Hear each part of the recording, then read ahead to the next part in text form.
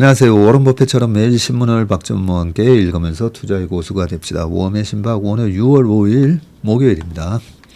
금요일 같은 목요일입니다. 자, 오늘도 점심 약속이 있어서 좀 빨리 끝내야 되는데 빨리 끝낼 수 있을지는 모르겠습니다. 일단 댓글 먼저 쭉 보면서 가보겠습니다. 성수동의 힙한 카페, 멋있는 사장님 같으세요. 카페. 네.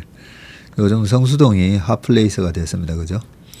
제갈량의 예측력, 방통의 의리, 순욱의 차분함, 사마이의 인내, 주유의 날카로움, 노숙의 인간성을 두루 갖춘 동학개미의 아버지가 되어 주십시오. 네, 이렇게 하셨습니다. 고맙습니다.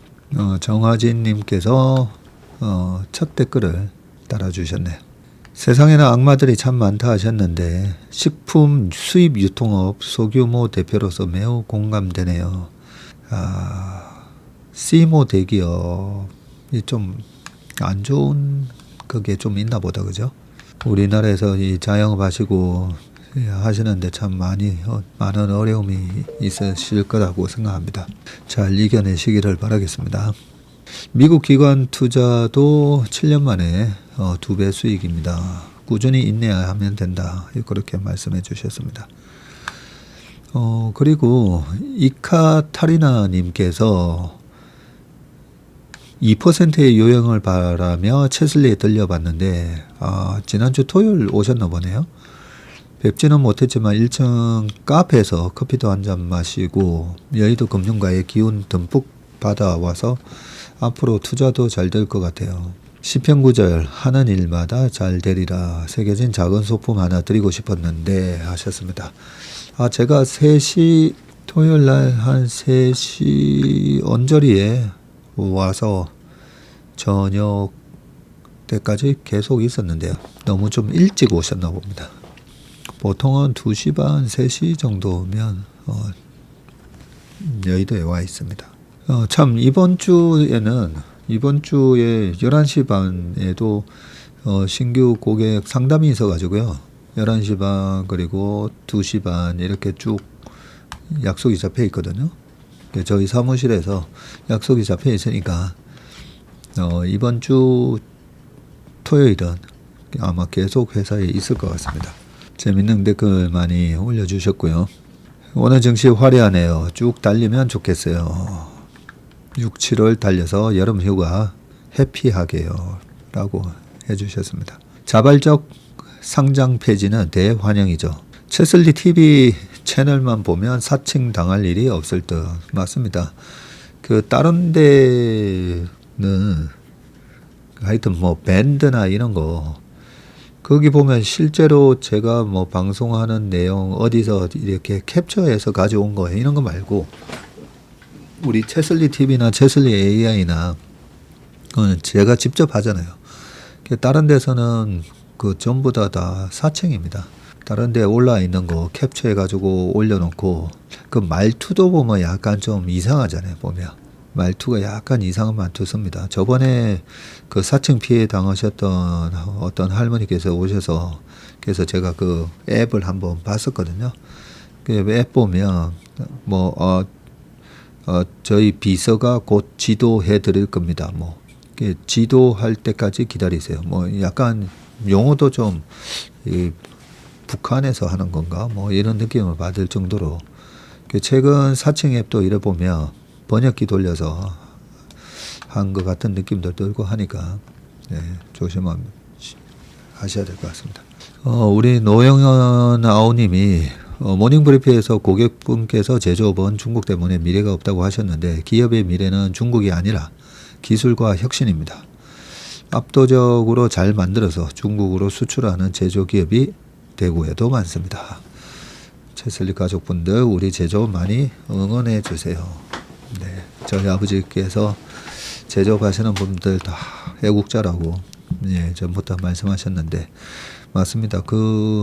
약간 저부가 같이 그런 거는 중국으로 많이 넘어갈 거고요. 우리는 계속 고부가 가치, 첨단 기술을 갖고 기술적으로 그죠?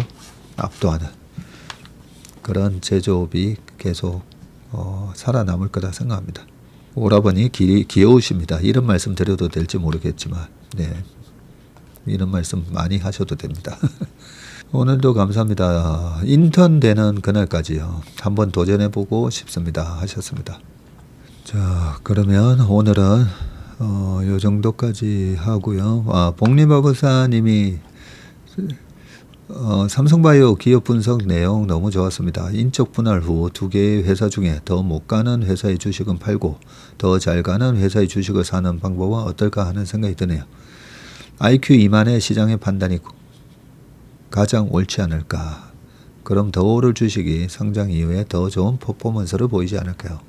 라고 하셨습니다. 그러면서 우리 열공펭귄님께서 공감합니다. 저도 시장의 반응을 볼 것 같아요. 시장이 옳다 이 말을 늘 생각하며 투자하고 있습니다.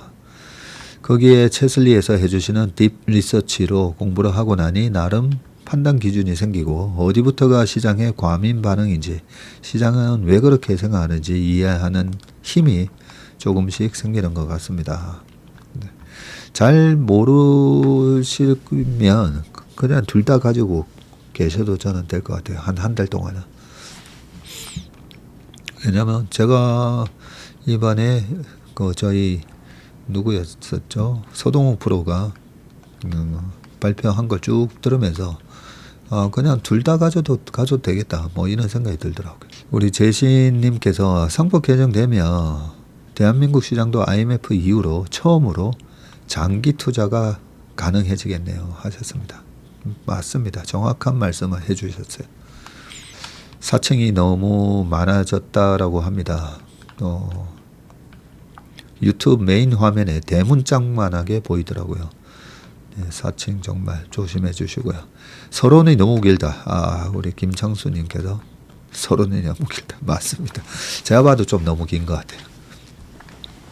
채슬리 흥하세요 해주셨고요. 월간 전망 업로드가 아마 어제 됐을 겁니다. 자, 그러면 바로 이제 기사 보겠습니다. 와, 10분 만에 기사로 넘어갑니다. 자, 첫 번째 기사는요, 중국 히토루 관련된 기사고, 두 번째는 암 정보까지 10년 남았다. 그리고 카이가 필리핀에 또 FA50 또 수출한다고 되어 있습니다. 그리고 어제 첫날부터 외국인 1조 싹쓸이 코스피 5000실의 성큼. 그리고 새 정부 출범하며 집값 오른다. 부동산 시장도 들썩거린다고 합니다.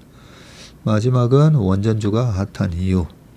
이런 식으로 오늘 기사 보도록 하겠습니다. 먼저 첫 번째 기사, 중국 히토류 통제 2달 완성차가 생산 위기라고 하는데, 참, 이 완성차 쪽은 계속 이렇게 좀 안 좋은 얘기들이 많습니다.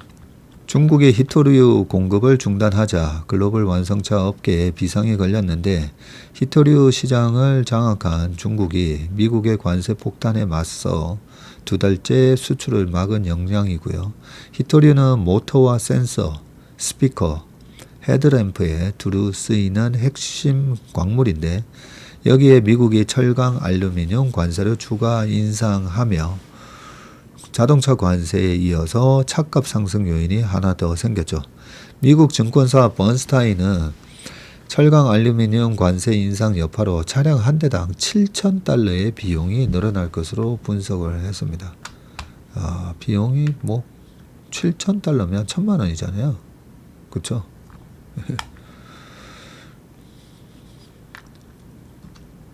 치솟는 히토류 가격 해가지고 여기 디스프로솜 주로 주요 사용처가 고온용 모터 자석, 전자식 파워 스티어링에 쓰이는 건데, 지금 킬로그램당 272불까지 올랐고요. 네오디뮴은 전기 모터나 스피커, EPS 등에 쓴다고 하는데 톤당 지금 62,950이고, 프라세오디뮴은 전기 모터나 자석 강화 등에 쓰이는데 64,000 이렇게 하고 있네요 보니까. 외신 등에 따르면 미국 자동차 혁신연합 AAI는 히토류 공급 부족으로 미국 내 공장 가동을 멈출 수 있다는 내용의 비공개 서한을 지난달 9일 미국 정부에 전달했고요. 자동 변속기와 모터, 센서, 안전띠, 스피커, 조명, 카메라 등 핵심 부품 생산에 차질이 생길 것이라고 지적을 했습니다. AAI는 포드, 스텔란티스, BMW, 현대자동차, 토요타 등을 회원사로 둔 단체이고요. 다른 나라도 마찬가지인데 독일 자동차 산업연합은 3일 히토류 공급 차질로 독일 내 자동차 생산이 지연되거나 중단될 가능성이 있다고 밝혔습니다. 인도 최대 전기차 업체 바자즈 오토도 생산에 심각한 차질이 예상된다고 했고요. 히토류 공급에 문제가 생긴 건 세계 시장의 90%를 주무르는 중국이 수출을 통제하면서부터이고, 중국은 지난 4월 4일부터 히토류 7종과 히토류로 만든 자석을 수출할 때 정부 허가를 받도록 했군요. 미국의 관세 폭탄에 대응하는 사실상의 수출 통제 조치인데, 수출 허가를 받아도 승인의 최소 45일이 소요돼서 중국의 4월 히토류 수출량은 약 4,785톤으로 전월 5,666톤보다 15.6% 줄었습니다. 수출 규제가 두 달째 지속되자 재고로 버티던 자동차 업체가 한계에 직면을 했고요. 현대차와 기아는 히토류를 상당량 확보한 만큼 당장 생산 차질은 없는 것으로 알려졌습니다. 다만 수출 규제가 장기화하면 문제가 생길 수 있다는 분석이 나옵니다. 수출 규제가 내려진 히토류 7종에는 전기차와 하이브리드카 등에 필요한 원료가 대거 포함되어 있는데, 디스프로슘은 반영구적으로 자력을 잃지 않는 영구 자석에 쓰이는 핵심 원료로 전기차 모터와 전자식 파워 스티어링에 들어가고, 아까 EPS가 전자식 파워 스티어링이네요. 발음이 잘 안 되네.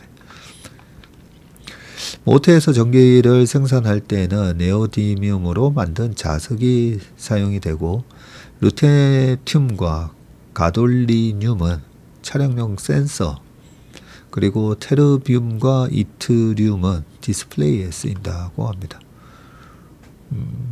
중국의 히토류 통제에 로봇 업계도 긴장하고 있는데, 휴머노이드에 장착하는 구동 모터용 영구 자석에 히토류가 2kg 넘게 들어가기 때문이고요. 옵티머스를 개발한 테슬라의 일론 머스크 최고 경영자는 4월 1분기 실적 발표에서 영구 자석 공급 문제로 휴머노이드 생산에 차질이 빚어졌다고 했습니다. 방산업계도 마찬가지인데, 첨단 무기 개통에 필요한 히토류 등 핵심 광물 1900종 이상이 중국산이었고, 방산업계 관계자는 전투기에 들어가는 고출력 레이더와 미사일 유도 시스템에도 히토류가 적용되는 만큼 사태가 장기화하면 생산 차질이 생길 것이라고 말을 했습니다.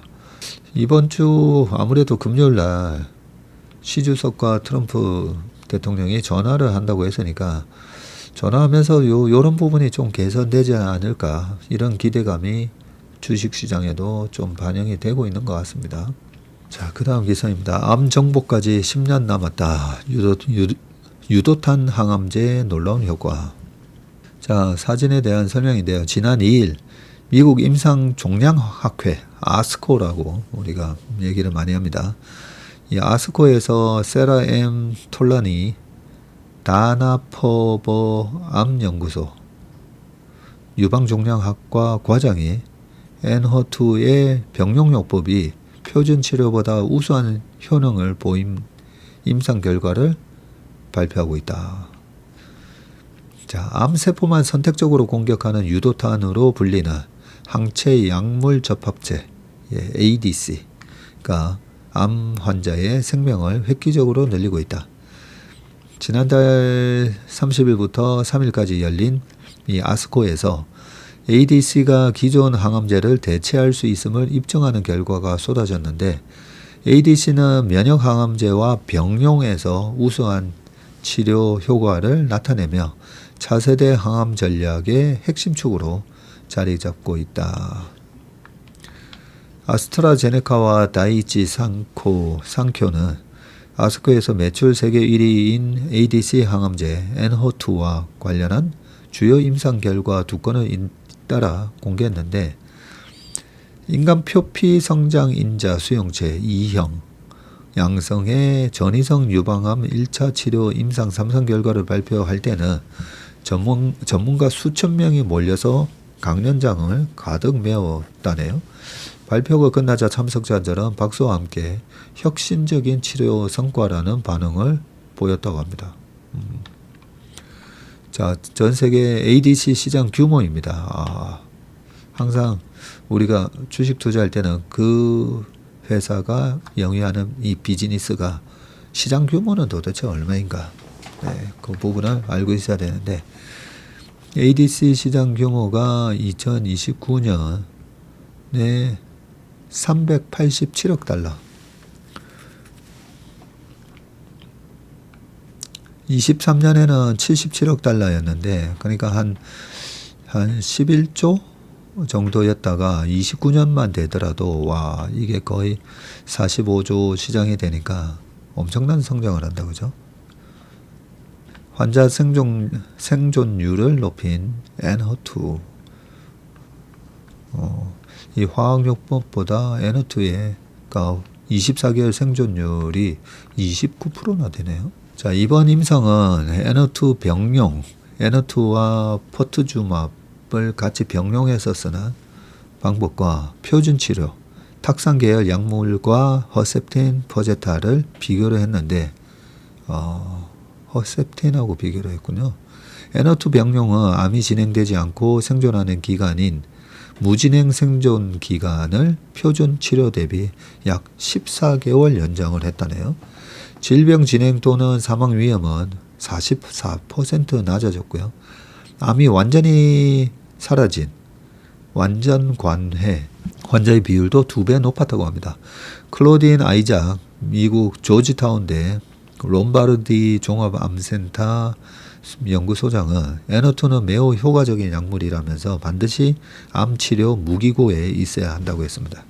N2는 지난달 31일 발표된 HER2 요 위에 나온 인간 표피 성장 수용체 2형 헐2라고 밑에서 계속 읽으면 되겠다, 그죠?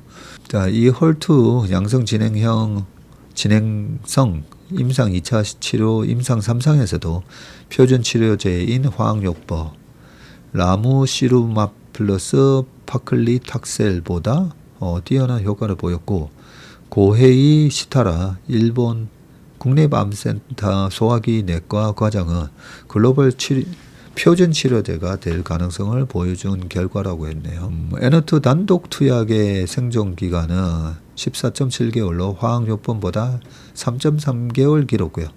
24개월 생존율도 29%로 대조군보다 2배 이상 높았습니다. 파스칼 소리오 아스트라제네카 CEO는 ADC, 이중항체, 세포치료제 등 다양한 기술을 기반으로 신규 항암제 개발에 속도를 내고 있다면서 10년 안에 암 완치가 가능한 시대가 올 것이라. 야, 근데 우리가 어릴 때도 2000년 정도 되면 암은 정복이 될 거다 그랬었잖아요. 근데 정복이 안 됐잖아요.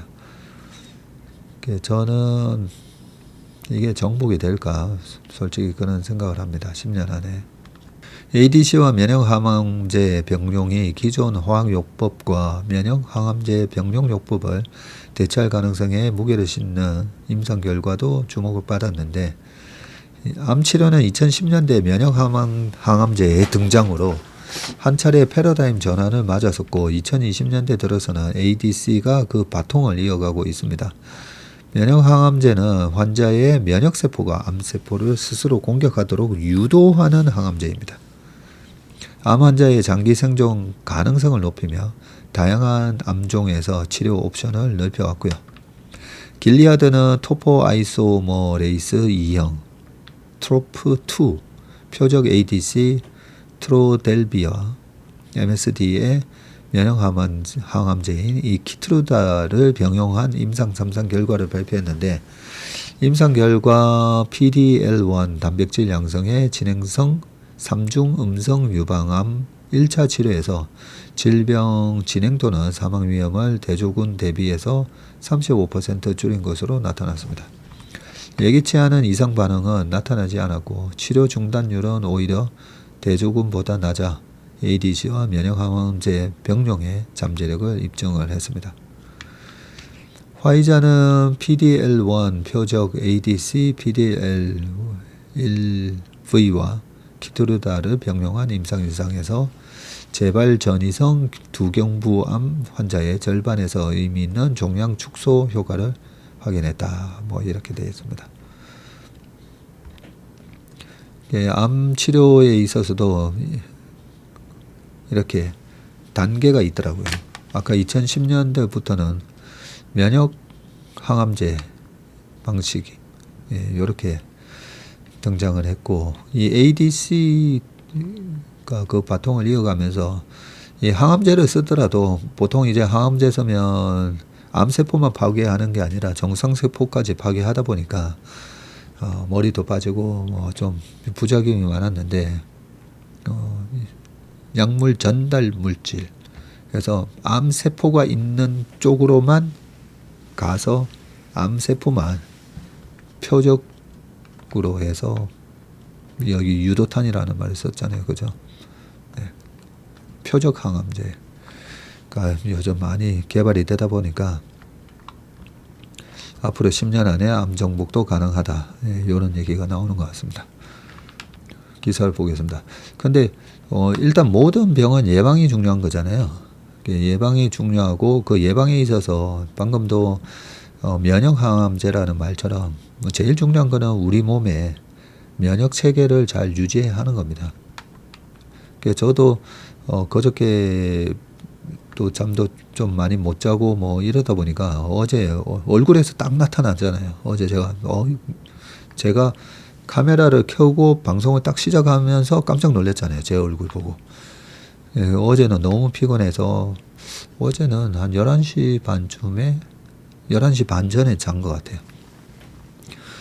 거의 뭐 기절하듯이 자다 보니까 딱 한 7시간 이상 자고 일어나니까 걔도 많이 회복이 됐습니다. 제가 차트 강의할 때 그런 얘기 많이 하잖아요. 그냥 얼굴만 봐도 이 사람 건강이 좀 안 좋나? 어제도 댓글에 보면 피곤해 보이세요부터 아파 보인다. 뭐 아파 보인다는 얘기 댓글도 있었거든요. 보면 얼굴에서 티가 나듯이 주식도 차트 보면 티가 난다는 거죠. 차트 보면 위에서 왜 이래? 그러고 이제 펀더멘탈 분석. 그러고 보니까 이 방금 표적 항암제처럼 이 차트가 좋은 게 표적 분석을 할 수 있잖아요. 딱 차트 좋은 거만 캔슬림, 커비드 핸들 모양이라든지 아니면 52주 신고가, 52주 신고가를 통해서 캔슬림으로 딱 분석을 해보면 사도 될지 쫓아가면 안 될지 딱 나오지 않습니까?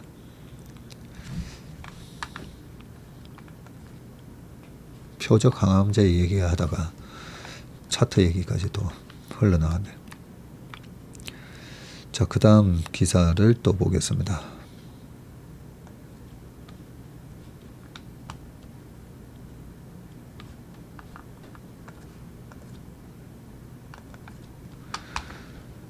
자, 그 다음 기사는 카이, 필리핀의 FA50 또 수출.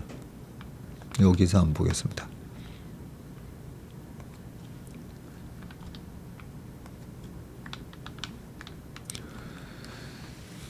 자, 한국항공우주산업 카이가 전투기 FA50 12대를 필리핀에 수출합니다. 금액으로는 1조 원어치이고 2014년 이후 11년 만에 터진 잭팟인데, 그러니까 주식이라는 게 최근에 카이 주식이 뒤늦게 굉장히 셌었잖아요. 이 차트의 장점이 그런 거 아닙니까? 그 시장은 모든 정보를 다 반영을 하고 있는데 우리는 모든 정보를 다 알 수는 없잖아요. 그죠? 다 알 수는 없는데 차트를 보면 얘 왜 이러지? 예, 그런 모습들이 나온다는 거죠. 그러면 역으로 차트를 보면서 분석을 해보면 그게 이제 효율성이 우리가 시간과 돈이 제한되어 있다 보니까 효율적이다 하는 건데 결국 이런 뉴스가 나올 거를 미리 선반영을 했네. 카이는 필리핀 국방부와 12대의 FA-50을 2030년까지 납품하는 계약을 맺었다고 4일 밝혔는데요. 계약 금액은 항공기와 후속 군수 지원 등을 포함해서 7억 달러, 약 9,753억, 한 1조 정도 이고요. 카이는 공중급유, 능동 위상 배열 레이더, 공대지 공대공 무장 등을 수출 전투기에 장착해서 전투력을 크게 높일 예정이다. FA-50은 국산 고등훈련기 T-50을 기반으로 정밀 유도 폭탄과 자체 보호 장비 등을 장착해서 개발한 다목적 경전투기인데 훈련, 공격 등 다양한 임무에 투입할 수가 있고 한국 공군은 2013년 전력화했군요. 카이는 2014년 필리핀에 이 기종 12대를 수출을 했고요. 이후 FA-50은 필리핀의 주력 항공 전력으로 빠르게 자리 잡았다고 합니다. 필리핀은 2017년 5월 이슬람 극단주의 테러 조직 ISIL과 민다나오 섬에서 실은 말라위 전투 때 이 FA-50을 70여 차례 출격시켜서 작전을 성공적으로 펼쳤다네요. FA-50의 활약을 목격한 다른 국가들의 관심도 커졌고요. 카이는 콜롬비아, 페루 등 남미 국가를 상대로도 수출 활동을 적극 벌이고 있다고 합니다. 2월 달부터 급등을 했었었네 보니까. 2월 11일 날 최저가가 49,000원이었네요. 근데 지금 90,000원이니까 딱 2배 났다, 그죠? 딱 2배. 자, 그 다음 기사를 보겠습니다. 또 첫날부터 외국인 1조 싹쓸이, 코스피 5천 시대 성큼. 코스피 5천 돌파를 공언한 이재명 대통령이 취임하자 코스피 지수가 3% 가까이 오르며 축포를 터뜨렸다. 4일 코스피 지수는 2.66% 상승한 2770에 거래를 마쳤고 약 10개월 만에 2770을 돌파했습니다. 국내 증시를 외국인 투자자에게 개방한 1998년 이후 치러진 역대 대선 다음 날 지수 상승률 중 가장 높은 수준이고요. 코스닥 지수는 1.34% 오른 750에 마감을 했습니다. 외국인의 강력한 순매수세가 증시를 견인했는데 외국인은 유가증권 시장에서 1조 510억 원어치를 쓸어 담았고요. 이날 총 2667개 상장사 중에서 2021개가 올랐네요. 75.7%. 177개 종목은 52주 신고가를 다시 썼습니다. 아침에 신고가 저거 했었는데 177개라고 여기는 돼 있네요. 이게 저희가 아침에 퀴즈 내드린 거는 종가 기준이고요. 그리고 요거는 아마 장중 신고가까지 아마 포함을 했을 겁니다. 이 대통령이 대선 기간 밝힌 강력한 정시 부양 의지가 그대로 반영됐다는 분석인데 수년간 낮은 밸류에이션을 유지해온 지주사주와 증권주가 일제히 10에서 20% 뛰었다. 이재명 대통령이 당선된 이후 첫거래일에 증시가 일제히 환호했는데 정부가 밀어붙이는 자본시장 활성화 정책의 최대 수혜주로 꼽히는 증권과 지주사가 크게 올랐기 때문입니다. 자, 4일 국내 증시에서 가장 두각을 나타내는 업종이 지주와 증권주인데 부국증권이 22.67 상승을 했고요. 가격 제한폭 근처까지 올랐고 미래에셋증권 13, 신영증권 12.6, SK증권도 11.3, 한화증권도 9.6 일제히 급등했습니다. 지주사 주가도 크게 올랐고요. 한화가 21, 오리온홀딩스 19, SK스퀘어 13. 어젯밤에 사우나에서 요즘 야구 계속 하더라고요. 보다 보니까 한화가 요즘 그 뭐 1, 2등 이렇게 하고 있더라고요. 이 대통령이 취임 2, 3주 안에 반드시 처리하겠다고 공언한 상법 개정안의 최대 수혜주로 지주와 증권주가 꼽힌 게 첫 번째 배경이죠. 상법 개정안은 이사의 충실 의무 대상을 회사뿐만 아니라 모든 주주로 확대하는 내용을 담고 있습니다. 코리아 디스카운트의 주요 원인으로 꼽혀온 기업 지배 구조를 개선해서 코스피 5000 시대를 열겠다는 보관을 내세웠고요. 이경민 대신증권연구원은 밸류에이션이 크게 눌려 있던 지주, 금융지주, 증권업종에 외국인과 기관의 매수세가 이어지면서 상승세를 이어갔다. 미중 정상 간 전화회담이 이번 주 성사될 수 있다는 소식에 반도체 관련주도 일제히 뛰었고요. 엔비디아가 시가총액 1위 탈환했고 새 정부의 AI 관련 투자 정책 기대까지 맞물리면서 하이닉스는 4.8% 급등을 했습니다. 오늘도 급등하고 있습니다. 이 대통령의 주요 공약 관련주도 일제히 뛰었는데 기후에너지를 신설하는 신재생에너지 비중을 늘릴 것이라는 기대감에 하나솔루션, OCI홀딩스, LS일렉트릭 등이 강세를 보였고 이런 시일 내 대규모 2차 추가 경정 예산이 편성될 것으로 전망되면서 소비 관련주도 환호를 했습니다. 이날 모건 스탠리는 새 정부가 올해 하반기 최소 35조 원 규모의 2차 추경을 단행할 것이라고 전망을 했고 BGF 리테일은 7.5 상승을 했고 이마트와 KTNG도 3%대 올랐습니다. 투자자의 관심은 코스피 지수가 만년 저평가 수준에서 벗어나서 3,000선을 돌파할 수 있을지에 쏠리고 있는데 코스피 3,000은 지수의 순자산 비율 PBR 1배 수준이고요. 올해 트레일링 기준으로는 한 2,850에서 2,900 언저리 될 겁니다. 근데 연말로 가면 갈수록 계속 이게 프라이스 투 북이잖아요. 자기 자본. 자기 자본은 이익 잉여금이나 아니면 자본 잉여금으로 자기 자본이 커질 수가 있으니까 우리나라 기업들은 올해 뭐 80조 정도 영업이익 낼 것으로 보고 있잖아요.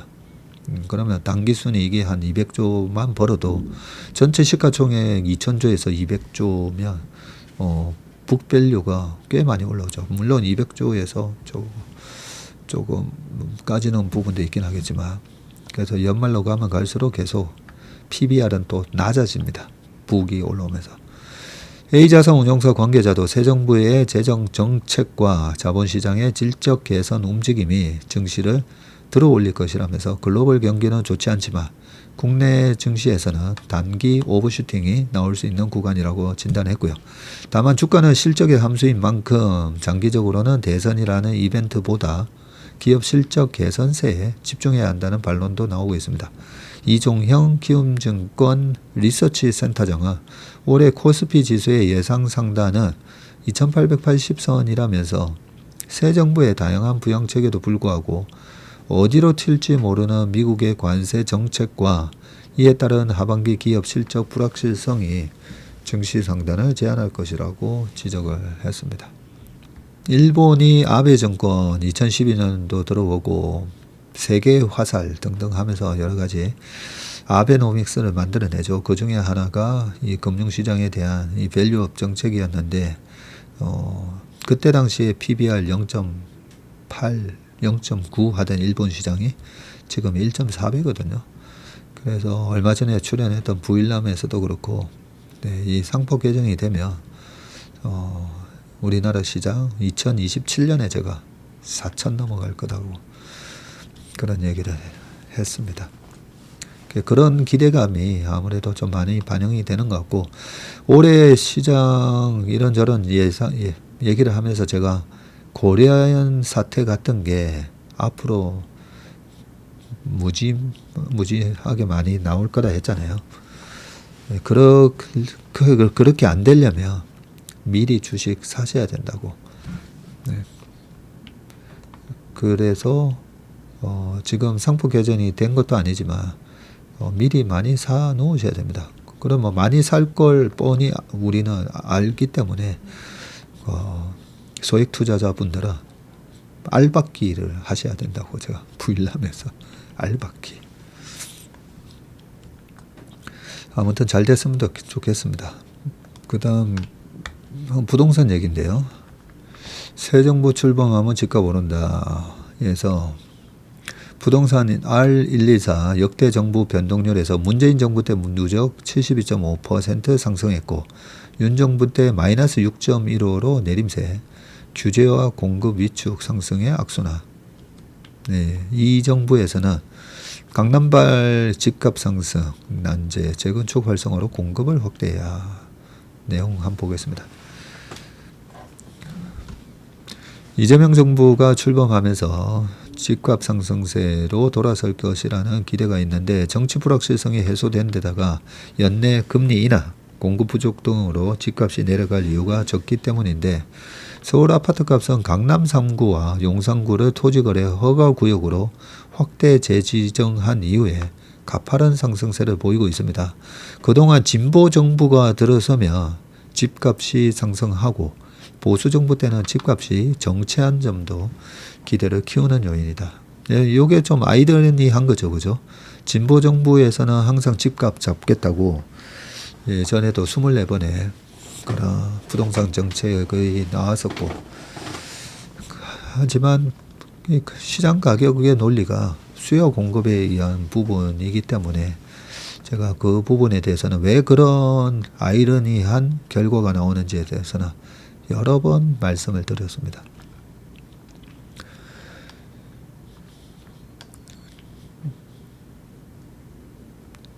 자, 20년 역대 정부의 전국 아파트 매매가 변동률은 아까 말씀드린 대로 문재인 정부 때 72.5%. 야, 엄청 올랐다, 그죠? 그리고 노무현 정부 때 63.8%. 그리고 박근혜 정부 때 22.6%. 이명박 정부 때와 윤 정부 때의 누적 변동률은 마이너스 3, 마이너스 6. 네. 이명박 정부 때 한번 보세요. 2008년에서 2012년이잖아요.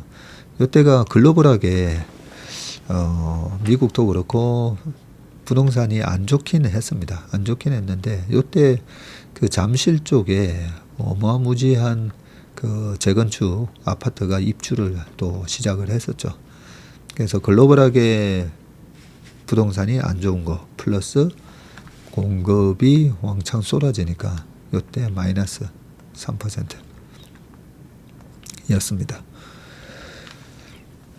자, 이는 집권 초기에도 비슷한 흐름인데 노무현 정부가 출범한 2002년 12월 후 2003년 전국 아파트 값은 연평균 13%씩 상승을 했고요. 이명박 정부가 들어선 2008년에는 연평균 2.2 마이너스. 박근혜 정부 때는 2013년에 마이너스 0.07. 그리고 문재인 정부가 출범한 2017년에 연 6.4%씩 올라갔다고 되어 있습니다. 진보 정부가 집값 안정을 위해서 시장을 규제한 게 오히려 공급을 위축시키는 결과를 낳았기 때문이라는 분석이고, 노무현 정부는 분양권 전매 제한, 투기과열지구 확대 등의 대책을 발표했지만 시장 불안 심리를 자극했다는 평가이고, 문재인 정부 역시 규제지역 확대, 재건축 안전진단 강화 등 규제를 늘리자 민간 공급이 줄어들어서 집값이 치솟았다. 다만 시장에서는 이재명 정부는 규제를 통해서 수요를 억누르던 기존 진보 정권과 달리 실수요자 주택 공급을 확대하는 방안에 주력할 것으로 내다본다. 부동산 공약으로 재건축 재개발 지원 강화를 내세운 점도 주택 공급 확대라는 목표를 명확히 한 것이라는 설명이다. 전문가들은 새 정부의 부동산 정책이 서울 강남발 집값 상승세와 지방 미분양 문제를 완화하는 방향에 초점을 맞춰야 한다고 입을 모았고, 강남권 아파트값은 이미 정고점을 넘어서 신고가를 경신을 하고 있습니다. 지난달 서울 주택의 평균 매매 가격은 10억 398만 원으로 사상 처음으로 10억을 돌파했네요. 지난 4월 기준 전국 준공후 지금 미분양 주택은 26,422가구로 3월보다 5.2% 증가했고요. 이거 준공 후 미분양 주택이군요. 준공이 아직 안 된 것까지 하면 7만 8천 가구였던가? 뭐 그렇게 기억을 하는데요. 자, 2013년 8월 이후 11년 8개월 만에 지금 최대치라고 하고요. 전체 악성 미분양의 82.7%인 2만 한 2천 가구가 지방에 지금 몰려 있습니다. 새 정부가 수도권 공급 확대와 함께 다주택자 중과세 폐지 등을 통해서 이른바 똘똘한 한 채 현상을 완화해야 한다는 조언이 나오고, 김진유 경기대 도시교통경학과 교수는 서울과 비서울은 물론 서울 내에서도 같은 면적대의 아파트 간 가격이 몇 배씩 차이 나는 사례가 나오고 있다면서 양극화가 심해지면 집값으로 계층이 불리는 등 사회 문제로 번질 수가 있다. 서진영 광운대 교수는 서울 등 수도권 도심지에서는 재개발 재건축을 통한 공급이 핵심인 만큼 재건축 초과 이익 환수제 등 규제를 완화해야 한다고 했습니다. 서울에 쏠린 매수세를 비서울로 분산해야 한다는 의견도 나오는데, 함영진 우리은행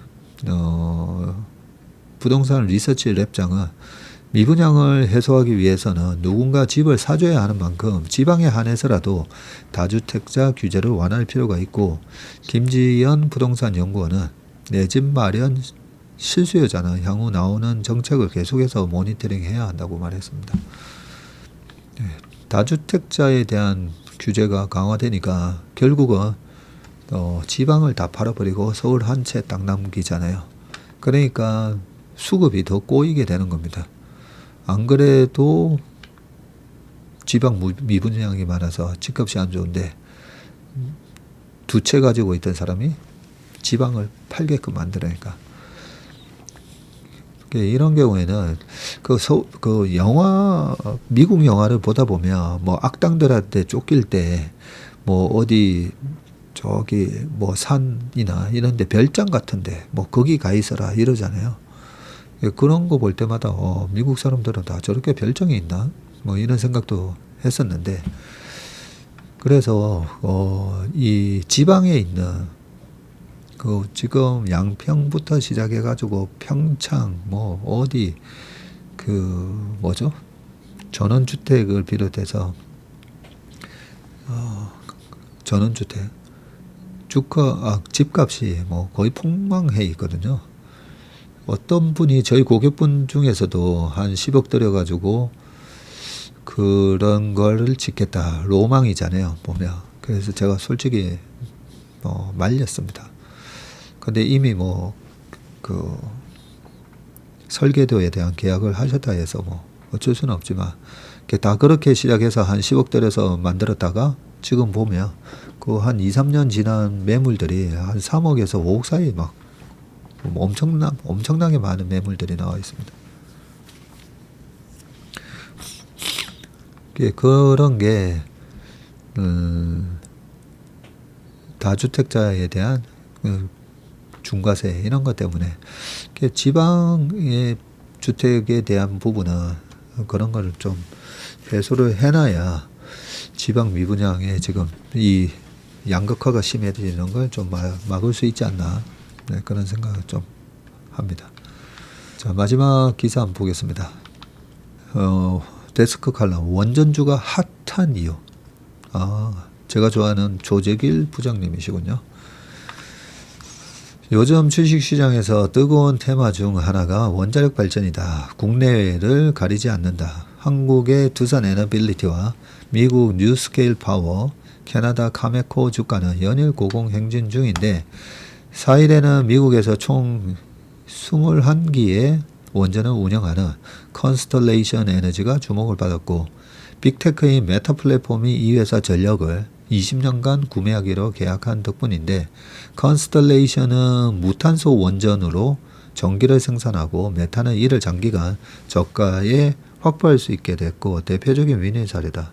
무탄소 원전이라고 굳이 이렇게 강조를 해놓으신 이유가, 그 삼성전자를 비롯해서 이 탄소 배출하는 회사들은 탄소 배출권 사야 되잖아요. 그게 다 비용인데, 이렇게 무탄소 원전으로 전기를 구매하게 되면 아마 그 탄소 배출권에 있어서도 아마 유리하게 아마 작용이 될 겁니다. 자, 미국에서 원전 붐이 거센데 여기서 중요한 단어, 전 세계에서 우리가 주식시장에서 첫 번째, 미국에서 붐, 그죠? 미국에서 지금 어떤 붐이 일어나느냐. 그래서 저희가 매일 아침 모닝 브리핑 때 미국 시장 분석부터 하잖아요. 미국에서 어떤 붐이 일어나고 어떤 버스트가 있느냐. 원전이 붐이라고 합니다. AI 주도권 경쟁에서 나선 빅테크들 때문이고 주로 데이터 센터 전력 확보가 목적인데 마이크로소프트, 구글, 아마존 등은 일찌감치 원전이 생산하는 전력을 안정적으로 공급받는 계약을 맺었고요. 트럼프 대통령도 적극적인데 원전 용량을 2050년까지 지금의 4배인 400기가와트로 확대하는 행정명령에 서명했습니다. 원전 300기를 더 건설해야 하는 규모이고 소형 모듈 원전 SMR로 따지면 최소 1만 개를 새로 더 지어야 되군요.